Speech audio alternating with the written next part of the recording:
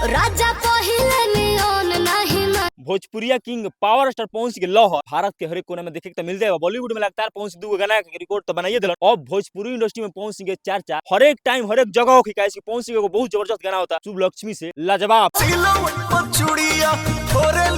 ऐसा के पवन सिंह के फैन उम्मीद करता कि गाना पावर स्टार पवन सिंह गाओ। पवन सिंह के फैन बनो वीडियो को लाइक शेयर कमेंट जरूर करें। पवन सिंह के लाजवाब एगो गाना होता है जो गाना का नाम अपना राजा की दिलवा फाड़ के रख दिए विरोधी के जितना भी कहलन कि हुनकरे गाना ट्रेंडिंग में चला तो हुनकरे गाना ट्रेंडिंग में चला ना। पवन सिंह नाम है मुंड बने में थोड़ा टाइम लेला। पावर स्टार पवन सिंह गाना आई आज सुबह 7:30 बजे पवन सिंह गाना आई चर्चा में इतना हो गया। पवन सिंह इंस्टाग्राम से लेकर फेसबुक यूट्यूब हर एक जगह खाली पवन सिंह के चर्चा। तो जे पवन सिंह फैन बनू गाना जरूर सुनिए शुभ लक्ष्मी से। और गाना में फीमेल गायक और शिल्पी राज पावर स्टार पवन सिंह शिल्पी राज जो भी साथ में गाना गावे फाड़ के रख दिलन। कोनो भी विरोधी पवन सिंह के सामने ना टिक सकल।